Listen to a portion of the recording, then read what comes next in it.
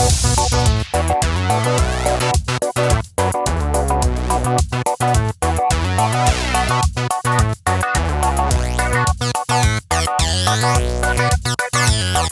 there! Welcome to Alyssa Jean's Reviews.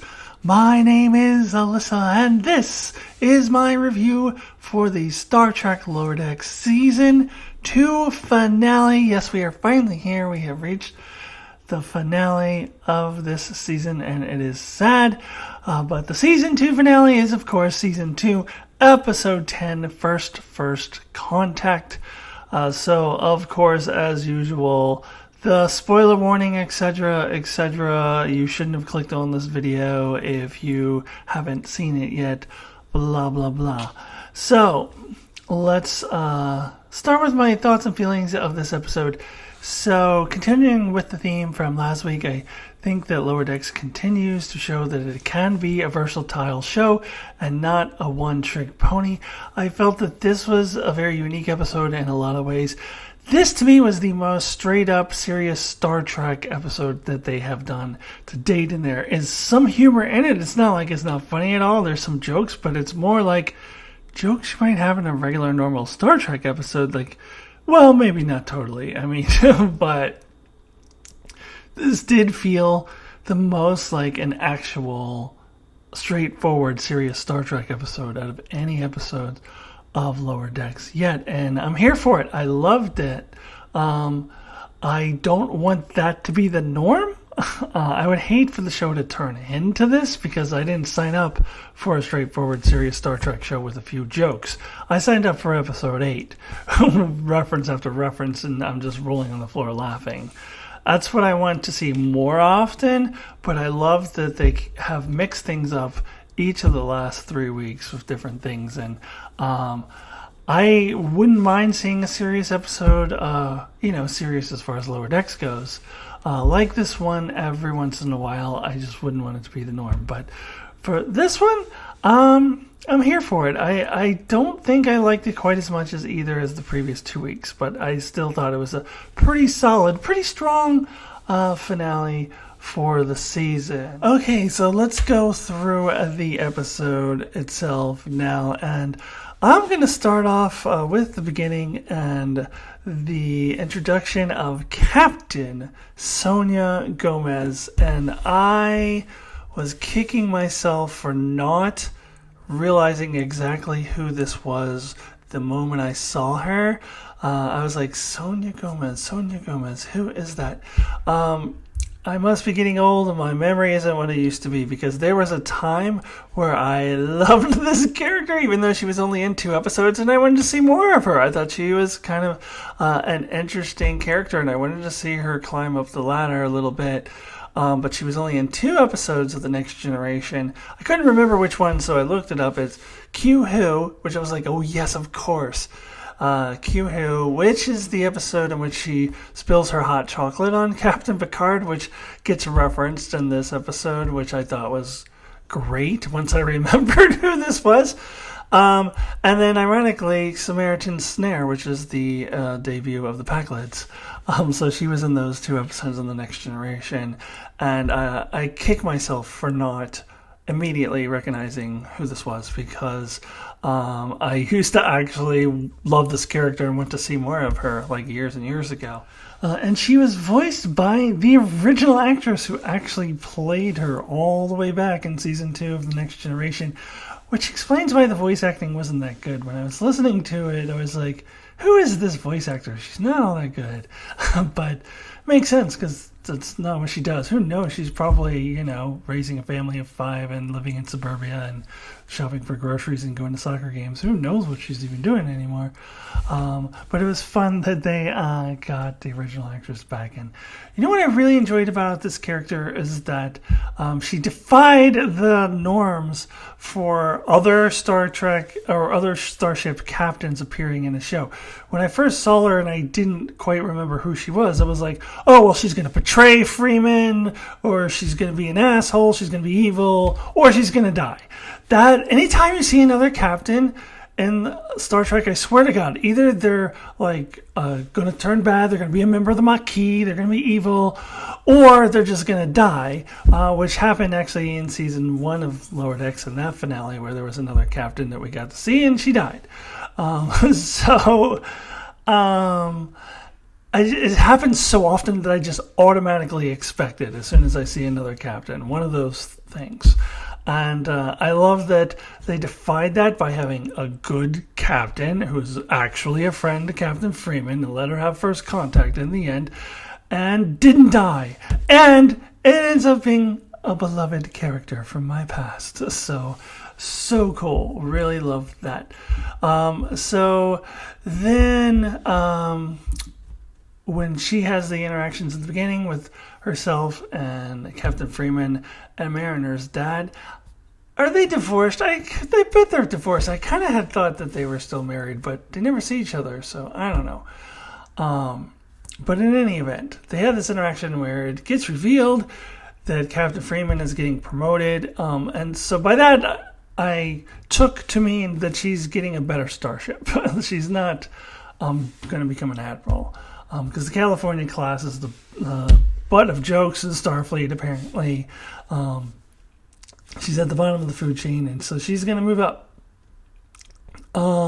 Mariner finds out and is pissed off, and whether she wants to admit it or not is because she was finally starting to really bond with her mom and really care about her mom. We saw some of that last week when they were arguing the whole time and then ended with, I really had a good time today. So did I. And that is now setting up here for Mariner just having a lot of animosity for her mom leaving. And she then goes to rat her out to the bridge crew and led to a pretty amusing scene with the bridge crew where she was just like, Shax, what's the update on the weapons array? He's like, well, I don't know, but if I knew, I would tell you about it. And then Ransom is going to throw in a fit, and she's like, what the hell is this about? Takes him into the ready room. And they all, go off on her, and I love Phillips. Phillips did not like him in season 1. He didn't really appear, but I'm really starting to like this character in season 2. And he just goes off on a tirade, defending the California class and defending the Cerritos. But he's just a swear word laced tirade. He's like, boop, boop, boop, fuck this bullshit, boop, boop, fuck this fucking bullshit. Phillips is great. That was a fun scene. Then we lead into some ongoing arguing between Mariner and Captain Freeman, which is just kind of how it goes with them too. And they go into the captain's yacht, and Freeman is about to go and do something stupid, honestly, and they're still arguing until Rutherford comes in with Tendi, and they have a plan. And I love it when Rutherford was like, we just need to put down our defenses like Mariner needs to put down her defenses. which was funny. And Freeman was right. Mariner did need to put down her defenses and open up. She even admitted this to Tendi in I think that was episode 4 when they had that moment together, that she doesn't allow people in. She's afraid of being abandoned, and so this is still an issue, and Freeman is telling her that. And I absolutely love that Tendi ends up being the one to snap Mariner out of it and to convince Mariner to go talk to her mom and apologize. And I'll talk about Tendi in just a moment, but I love her character arc this season. She's come a long way, and she's the one who just like grabs Mariner and shakes her. It's basically like, we're your friends, we're your family. No, you've got to go make amends with your mom. Go do it. So I really, really love that. And then Freeman was even kind enough to say, yeah, I was being a jerk too. I thought that was big of her because I thought it was 1,000% Mariner's fault. I didn't think Freeman did anything wrong, quite honestly. She was just trying to tell her that you're being a bitch.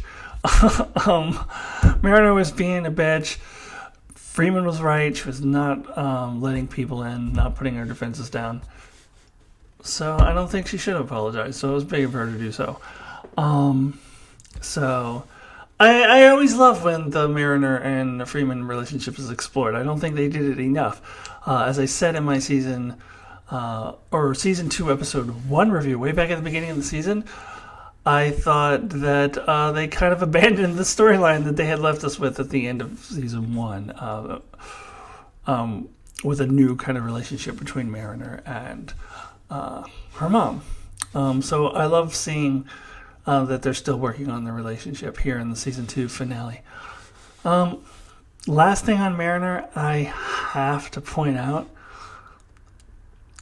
the Jennifer the Andorian thing at the beginning. She was like, "Oh, you probably hate me," and she's like, "I don't really think about you at all." And then Jennifer ends up saving her, and then they end up becoming friends at the end. Did you notice in the beginning when they were arguing, and Mariner was like, "Oh yeah, and you just take your cute butt and get out of here," and you see the ending? I'm shipping them. Mariner, Jennifer the Andorian, they're going to be making out in season 3. I'm calling it now. I've been calling for this all year. Mariner has said that she's pansexual, essentially, and we haven't seen any evidence of that. And I've been saying they need to show us the money. Here's where it's going to happen. Mariner, Jennifer the Andorian, happening season 3. You heard it here first. Now... Well, you probably didn't hear it here first if you watch other videos, because I'm not the only one to mention this. Anyways, let's move on. Before I get into Tinny and Rutherford, which actually I amazingly liked better than the Boimler plot, which is a shock. But it was really funny in the beginning when Boimler was making the Freeman Day banner. I'm going to call back to the Picard Day banner and how everyone kept saying, yeah, that's for kids. However, taking the joke too far. I thought that got old. Even having the beluga whales speaking in whale going, that's just for calves. I was getting, it took it too far. And then at the end how he was just like, "Oh, Captain Freeman, see my banner, I did it!" And that was dumb. And like I said, last week's episode with Boimler, like that seemed like a regression, him sucking up to people, and I thought he was over that. But we did get a bit of season 2 heroic Boimler when he did the diving thing and save the ship. It doesn't really make a lot of sense to me that they would have that. The only place that you could turn that thing would be down in the cetacean tank and the way in the bottom, and the dolphins can't do it, or the beluga whales. So that was kind of weird, but I did like that they had Boimler do that. It kind of makes up his taking it too far with the Freeman Day thing. So that was good, and I do have to mention Cetacean Ops.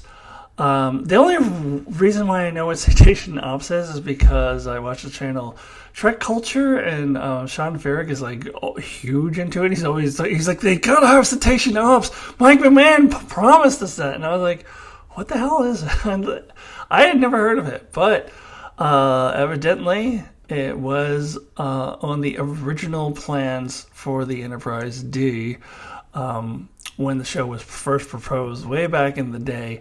And I don't know that it was ever mentioned in the Next Generation. I heard that it was, but I don't know that it ever was. It certainly was referenced before on Lower Decks. But yeah, it was never shown on the Next Generation because it was a silly idea. Like, what kind of starship would have this tank with a couple of like whales floating around in it? It's silly. But it makes perfect sense for Lower Decks to be the show to bring in Cetacean Ops. So I didn't quite get the reference, but I still think it's kind of cool. All right, so let's talk about Tendi and Rutherford, because, God, it actually was an interesting plot for once. Though I will say I'm getting tired of the whole will they or won't they bullshit. Like, just hook up or just knock it off. Pick one. Like, I just hate this. Like, that, I actually didn't like that about Cheers, where Sam and Diane did this for 10 seasons or something. Like, I don't like the will they or won't they bullshit. Just fucking hook up or just stop it. When they were both like, oh, I have to confess, I'm so in love with the Cerritos and it makes me feel good. That was the dumbest part of the whole episode. That was so dumb. But you just heard me say that this was actually good for once, so I'm putting that aside. That doesn't bother me that much, but I did find it dumb. I have been calling for more plot development, character development for Rutherford. I feel that he's the most underdeveloped character on the show, and we're getting hints, at least in this episode, that we are heading in that direction in season 3, and we do get a little bit of interesting character development, and we do finally reference his memory loss, which I've talked about many times, that they don't reference it enough. They pretend like it never happened. It's interesting that he did triple backup memories. Why not just double? Why triple? Of Tendi, so that he can't forget her again. And that's very sweet. Whether they're friends, lovers, or whatever, that's very sweet. But as Phillips points out, you're going to have to delete some of that shit, or you're going to not remember anything. So he had to delete a lot of the backups, but I found that actually an interesting plot. And then we get a little bit of a tidbit. It was a little bit out of place, but it is setting up for something mysterious in season 3, when there are two dudes putting an implant in Rutherford, and Rutherford was just like, hey, I think I just remembered something I wasn't supposed to remember. So that gets me excited, because I'm finally going to get some of that Rutherford character development and Rutherford backstory that I've been pining for, because he's the most underdeveloped character. So that gets me excited for season 3. Now, Tendi, on the other hand, was the most developed character throughout this season. At the end of the first season, I did not like her at all. I thought she was really extremely annoying. I thought she was two-dimensional. I thought she was not very well developed at all. And at the end of last year, I said Rutherford and Tendi need to be more developed in season 2, and they're 50% there, because they did an excellent job of developing Tendi's character. I've talked about this throughout the season. We get to see more of her not wanting to be stereotyped. About Orions being pirates. We see her finding a way to assert herself, stick up for herself, finding true friendship with Mariner. She developed quite a bit. And as far as her plot here goes, I was so glad they didn't lean too heavily into the comic misunderstanding sitcom trope, which I complained about it from a previous episode this season. She did understand it, but it was not like this, the comic misunderstanding where she takes action, drastic action, and does something dumb based on this comic misunderstanding. She just simply goes on a nice little tour of the ship with Rutherford, and they bond. So I was okay with that. I was glad that it didn't turn into a sitcom trope. And then, of course, we do find out in the end that it was a misunderstanding, though, and that she was not deleted from the system because she's being kicked off the ship. It's because she's being promoted, essentially, to get to be a science officer on the bridge, which sets up Tendi to get to be on the bridge next season. So that's exciting, and I absolutely love that she was like, oh, like Jetsy and Dex! And Dr. Katana was like, I don't know who that is! You mean like Spock? So the moral here is Dr. Katana, old school. She's a TOS fan, which stands for These Old Scientists, if you remember. And Tendi, a DS9 fan. I didn't know. But I guess Dr. Katana's too old school for that. She didn't know who Dex is. But I love that line. I thought it was great. Okay, so I kind of covered the characters, but I want to actually get into what the plot was, what the story was, because as I mentioned at the top, this did feel like a serious Star Trek episode, with, of course, some silliness and jokes thrown in there, more so than any other episode of the series. So let's talk about that plot and what I loved about it, because I did love it. So I loved that the Cerritos is the one doing the rescuing this time, as opposed to last season when they needed to be rescued by the Titan. And so finally we're breaking free from the Riker rescuing everybody thing that happened both in the season 1 finale of Picard and the season 1 finale of Lower Decks. I need to see the Cerritos be self-sufficient and be able to rescue other people. So that was great. I love that they all came together to take the whole plating off. And I really enjoyed the scene where Freeman was making an announcement and they were showing people across the ship, and that's when they showed, and the ballroom dancing contest is canceled. And that one lady was like, God damn it.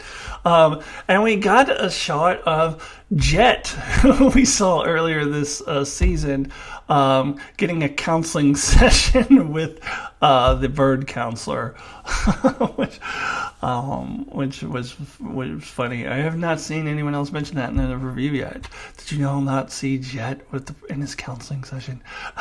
So I thought it was very cool. And just as I mentioned, was it last week's episode now? Or a couple weeks ago? I don't remember now. No, it was 2 weeks ago. It was episode 8, where I was talking about how the crew really comes together and works as a team and gets things done. And I love seeing that because, they're the lower decks of Starfleet. The California class are the, butt of jokes throughout Starfleet, apparently. And it would be very easy to just make them incompetent and make them live up to that reputation. But I love that. No, they're not. They're a great crew. They're a freaking awesome crew. And they come together and they get shit done. And they rescue other ships. And they come up with, an unconventional plan. And they go and pull off all the holding off their ship, which was freaking awesome. It was pretty cool seeing like a naked ship. It was awesome. But I love that it shows that this is not only a competent crew, but a great crew. Defies all of the stereotypes of the California class and all of that stuff. And I thought it was a fitting, though predictable, conclusion that Freeman would say, well, you know what, this is my crew. Because all year long, she's been hinting at wanting to get a promotion, and here she has gotten it. But, of course, we don't know what will happen next, because we get a little bit of a cliffhanger at the end where she gets arrested. I knew that something bad was going to happen to her, because they were all like, oh, well, I can't wait to see Starfleet. I mean, the way they set it up, it was so obvious that something bad was going to happen.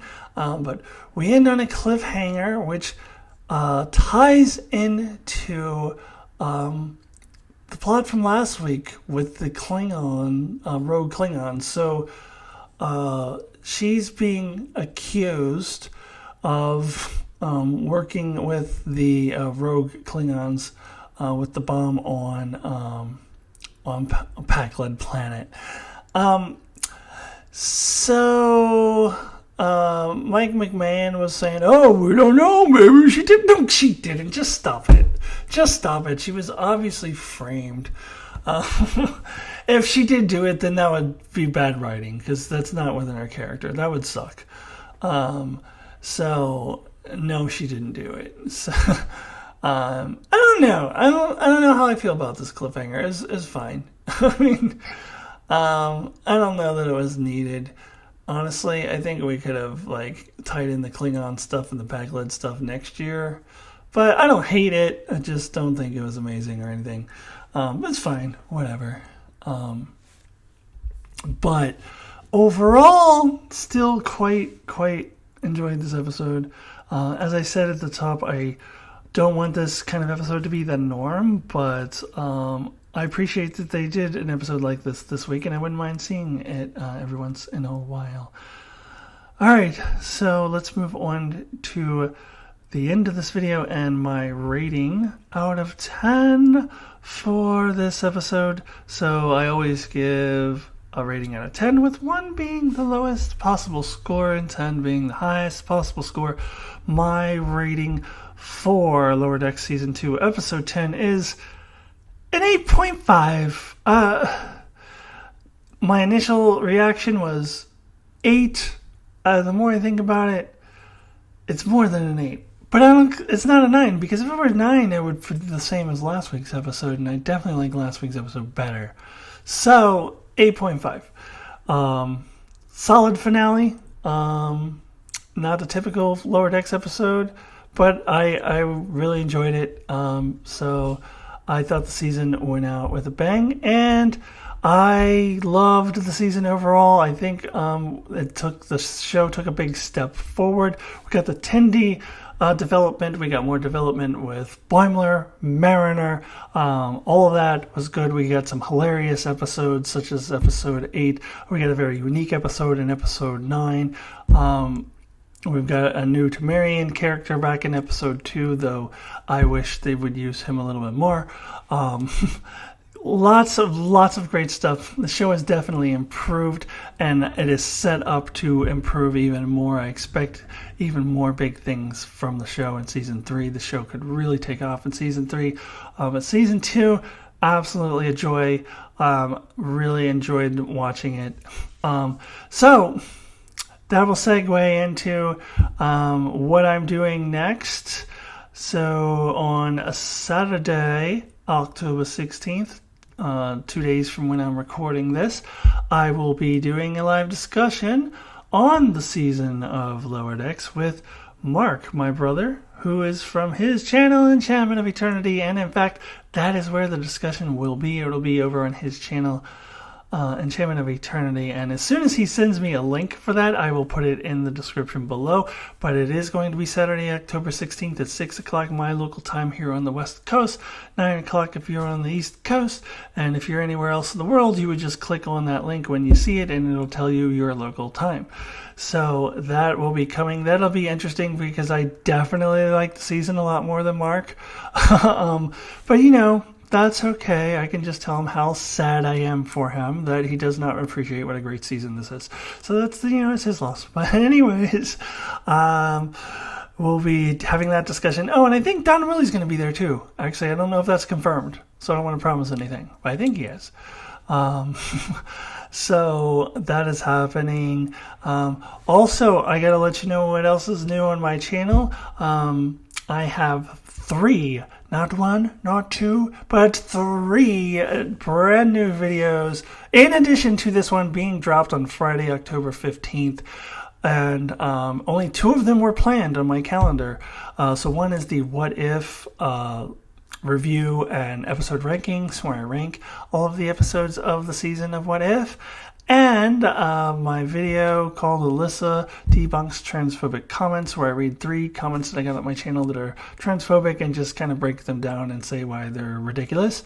So I got that. Those were the 2 that were on my calendar. The surprise one is I just watched season 1 of Squid Game, and I had to review it. So if you haven't seen it, you actually can still watch the first portion of my review, because the first portion of it is spoiler-free. So you should definitely check that out, whether you've seen Squid Game or not. So I'm excited about that video. So I'm excited about the show. So check that out. And then I've got more stuff coming next week. Every Friday we'll be dropping new videos. Subscribe to find out what those are. Check out my calendar. I will see you soon. Goodbye, everybody.